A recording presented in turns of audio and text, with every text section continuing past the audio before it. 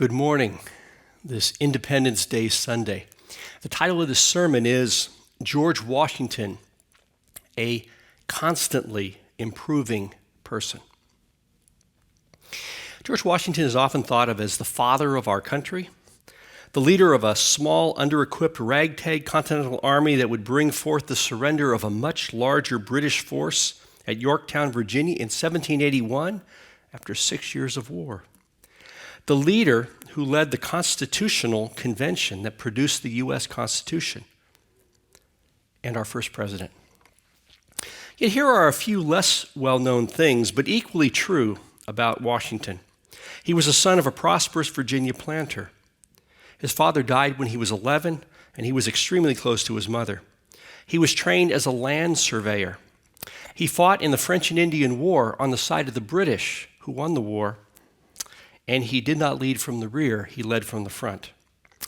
He married a wealthy widow, Martha Custis, who had 2 children, John, called Jackie, and Patsy.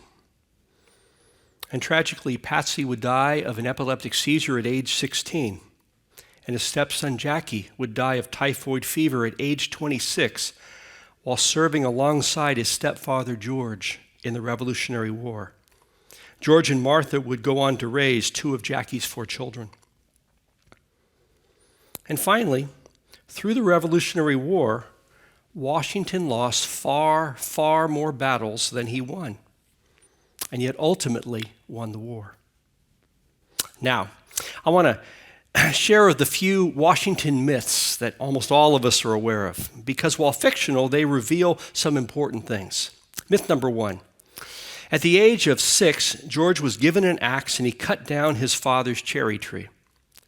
When asked about it, he said, "I cannot tell a lie. I cut down the cherry tree." Great story. Unfortunately, it was a fictional creation that was part of a biography written in 1801, 2 years after Washington died, and eventually became part of the McGuffey Reader, and so it was read for more than 100 years by school children across the country. However, while it's a made-up story, it reflects a humility that truly was present in Washington, but not until the later part of his life. We'll get to that. Myth number 2. Washington, as a young man, skipped a silver dollar across the Potomac River. Also completely fictional. In fact, the Potomac is more than a mile wide, so unless it was completely frozen, nobody could skip a silver dollar across it.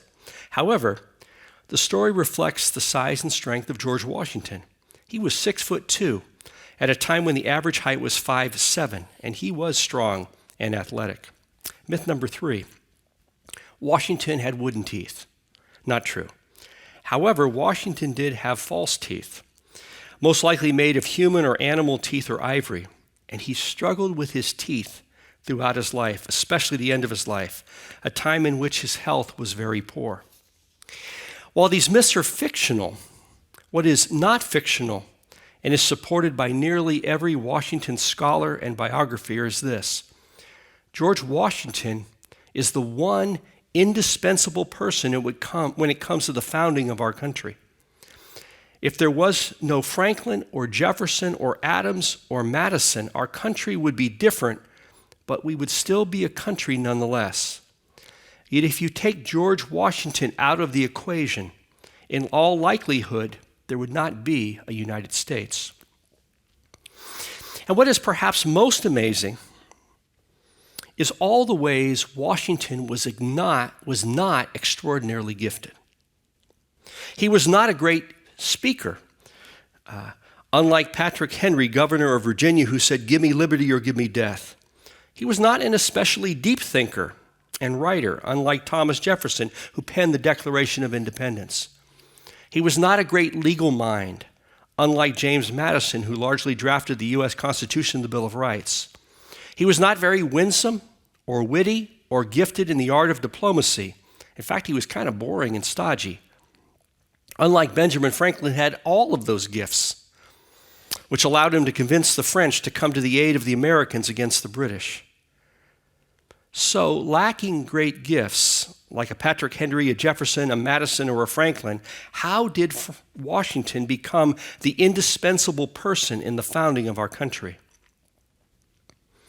Abraham Lincoln is almost always recognized as the greatest American president, rightly so, for ending the legal institution of slavery while simultaneously holding the nation together through the Civil War. And Washington is consistently recognized as our second greatest president for being this indispensable person in the formation of our country. Last year on Independence Day Sunday, we looked at the life and faith of Abraham Lincoln, which went pretty darn well. So on this Independence Day, as we thank God for our country and the many blessings we enjoy, I would like to continue that tradition and have us draw upon the life and the faith and the values of George Washington, our first president. I've read a number of great biographies on Washington: David McCullough's 1776, James Flexner's The Indispensable Man, and Ron Chernow's Washington, A Life, which won the Pulitzer Prize in 2011. Of the three, I found the premise of the last of these to be the one that best dovetails with the sermon, Chernow's Washington, A Life, because it is built around the idea that the greatness of George Washington is this: it's the way he changed and grew and improved throughout his life. And since transformation is at the heart of our faith, it is the lens through which we will briefly look at Washington in this sermon. I want to focus on three areas in which Washington was transformed through the course of his life and the incredible difference that it made for our country. A violent temper. There are numerous accounts of Washington's incredible temper on display in the first 40 years of his life. From an early employer and mentor of Washington, Lord Fairfax, came these words that he wrote to Washington's mother, Mary, in 1748. "I wish I could say that he governs his temper. He is the subject of attacks of anger, sometimes without cause." There's also a story, it's not completely confirmed, that Washington, in a fit of anger, may have killed a soldier under his command for insubordination during the French and Indian War. As mentioned earlier, Washington was a huge man, so his temper, coupled with his size and strength, would probably have added to this issue of a violent temper. In his late 30s, Washington came to realize that his temper was one of his biggest Achilles' heels, and he worked diligently to bring his temper under control. This was noted by John Adams, who described him as having developed great command of his emotions, and Thomas Jefferson, who said that through reflection and resolution, Washington has obtained a firm and habitual ascendancy over his temper. This showed up while he led the Continental Army, forbidding torture of prisoners. Even though the British often did use torture, Washington feared that if torture was allowed, it would allow anger to become a dominant part of the way they treated their enemy, and eventually themselves. When American colonists loyal to the crown were captured, instead of torturing them, they were treated with respect. And there were an amazing number that chose to give up loyalty to King George and fight for George Washington and the Americans. Yet it was in the years following the Revolutionary War that this transformation within Washington had the most profound effect upon the country. Washington felt that out-of-control hatred and anger was among the most destructive forces for a people when unleashed upon different factions. Washington would become, along with Franklin, the voice of inclusion, always looking for common ground. Washington had little respect for demagoguery. He came to develop an incredible willingness to hear all sides, allowing him to be the most respected leader in the Constitutional Convention. In fact, he was elected by that diverse, challenging, and unruly body to preside because he alone was respected by all sides, and he alone was trusted to allow all sides to be heard. Without that inclusive leadership, it would have been impossible to ratify the Constitution and the Bill of Rights that Washington's fellow Virginian James Madison had drafted. The strong unity of the American Constitution, as opposed to the decentralized Articles of Confederation which it replaced, was a direct result of Washington's ability newfound ability, I would add, to control the force of anger within himself and within the groups of people that he led. Personal ego and ambition. Washington came from one of the wealthiest families in Virginia, yet he wanted more. His motivation for fighting for the British against the French in the French and Indian War was not especially noble. He wanted land. That was one of the reasons he became a land surveyor. And it was indeed land that the British promised the Americans who served. In fact, Washington started arguing for independence from the British because the British didn't follow through on their promise with regard to land grants. This clashed with Washington's personal ambitions. Yet seeing ego and ambition run amok during the Revolutionary War had a big effect upon Washington. Sadly, there were many examples of ego and ambition run amok that Washington witnessed. But one of the most transformational was Benedict Arnold. Washington had admired Arnold. He referred to him as his fighting general and supported him as much as he could all the way up to the time that Benedict Arnold sold out to the British and defected to their side September 25th, 1780. This devastated Washington. But it served as a powerful reminder of how personal ego, ambition, and greed could destroy a person. Washington's humility, most significantly his ability to keep his ego and personal ambition in check, led to perhaps the most consequential acts of his life and the life of our country.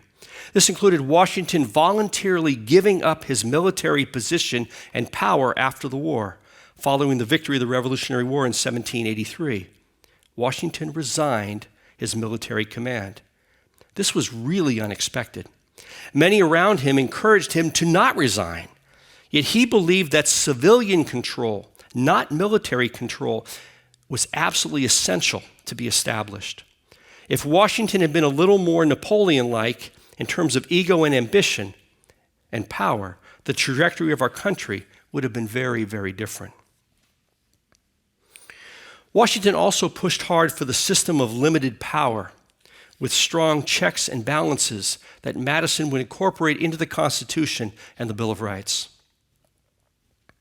And perhaps the best example of all is Washington's refusal to serve a third term as president, even though there was no constitutional limit at that time. His reason was simple. He felt it would create a precedent that would allow a despot to assume too much power, and the U.S. could easily become a monarchy or a dictatorship. The common good and justice and peace for all persons. As stated earlier, Washington, as a young man, was excessively ambitious, very interested in ego gratification, ambition, and the accumulation of wealth. His marriage to Martha, who also came from a very, very wealthy family, was largely arranged for the preservation of power and wealth. That marriage resulted in him inheriting nearly 300 slaves. This didn't seem to bother Washington at that point in his life. Slavery was not an issue he thought much about. It was not hard to make the argument that Washington early in his life was very much an elitist. Yet Washington would grow as a person throughout his life. Many of the earlier trajectories of his life would arc in the direction of the common good and what was right for all persons, including slaves. Washington had a favorite scripture. It was one he quoted more than 50 times in speeches and letters. It was Micah 4, 1 through 4. And since Washington was extremely private about his faith, rarely quoting scripture except for this one, the fact that he quoted it 50 times is all the more significant and remarkable. Micah 4, 1 through 4 is a vision of justice and peace for all people that God gives to the prophet Micah. Hear these words that Washington would quote again and again and again. In days to come, the mountain of the Lord shall be established as the highest of the mountains and shall be raised above the hills. Peoples shall stream to it, and many nations shall come and say, "Come, let us go up to the mountain of the Lord, to the house of the God of Jacob, that he may teach us his ways, and that we may walk in his paths. For out of Zion shall go forth instruction and the word of the Lord from Jerusalem. He shall judge between many peoples and shall arbitrate between strong nations far away. They shall beat their swords into plowshares and their spears into pruning hooks. Nation shall not lift up sword against nation, neither shall they learn war any more. But they shall all sit under their own vines and under their own fig trees, and no one shall make them afraid, for the mouth of the Lord of hosts has spoken. This is a vision of a peaceful community, not one in perpetual war, in which each person had their own land with their own vineyard and their own fig tree, and no one needed to be afraid because there was peace and justice, with no one being oppressed. That included both from other people or from their leaders. This vision of the common good with justice for all people affected Washington in many ways, both personally and the way he led. First, Washington did not believe in political parties. He despised them, fearing that they would lead to endless strife. Of our 45 presidents, Washington alone, yes, alone, was not a part of any political party his entire life. So our first president was unaffiliated, and while political parties would soon become a part of the political landscape, there is no mention of political parties in the Constitution. And the first 8 years of our country were nobly led by a person unaffiliated with any party or faction. Second, Washington also feared regional rivalries and allegiances resulting in a loss of the common good.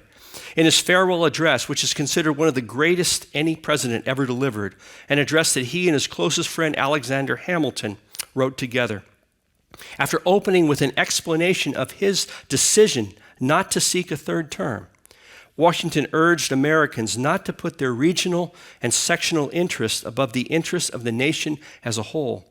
He said this, "You have in common cause fought and triumphed together. The independence and liberty you possess are the work of joint councils and joint efforts, of common dangers, sufferings, and successes. Regions such as North, South, East, and West should see their common interest rather than their differences," he continued. "Your unity ought to be considered as a core of your liberty, and the love of liberty ought to endear you to the preservation of unity." Third, consistent with his vision of peace and unity for all, Washington feared endless wars. Europe was in a state of constant warfare, and there were many that pushed for the U.S. to continue to be entangled with European power struggles because the French had sided with the Americans in the Revolutionary War. Yet Washington, who was the preeminent military leader in the country after the war, not only resigned following the war, he also pushed for ratification of the Jay Treaty, a treaty that was essentially an armistice agreement with Britain to avoid war. While the U.S. would eventually become involved in foreign wars, Washington's idea of avoiding foreign entanglements and wars is also a strong tradition of this country that Washington helped create. Finally, consistent with his vision in terms of peace, unity, and justice for all people, Washington changed a great deal in terms of the way he understood slavery and backed it up with action. The slaves that Washington had inherited and who worked at Mount Vernon for 56 years created a growing internal conflict for him. He couldn't reconcile slavery with God's vision of life laid out in Micah 4, his favorite scripture, with each person having their own land and their own crops and not living in fear. Washington openly struggled with the institution of slavery and spoke frequently of his desire to end the practice. At the end of his life, Washington made the decision to free all his slaves in his 1799 will, the only slave-owning founding father to do so. On this Independence Day Sunday, as we thank God for our country, as we celebrate our heritage, as we think about what patriotism means, personally in terms of our faith and in terms of the way we live our lives, we draw upon the witness of George Washington, our first president, the father of our country, the indispensable person, Had he not lived, we almost certainly would not be here today doing what we are doing. Yet what I find most powerful about Washington is that without being a great orator like a Patrick Henry, or a great thinker like a Thomas Jefferson, or possessing a great legal mind like a James Madison, or being winsome and funny and a great diplomat like Benjamin Franklin, Washington nonetheless became the indispensable person who contributed more than any other person toward the creation of our country. And finally, if you agree with Chenau in his biography, Washington, A Life, that the genius of Washington was his ability to constantly grow and change and improve himself throughout his life, then in Washington, we have truly a powerful model for ourselves, of each of us taking our own meager gifts and offering them up to God, guided by the vision of our faith that we hold dear, as Washington did. We continually seek to humbly offer our lives to God, knowing that means that we will be molded, and yes, we will be changed. What a wonderful and powerful vision of patriotism as followers of Jesus. May we seek to be nothing less this Independence Day Sunday. Amen.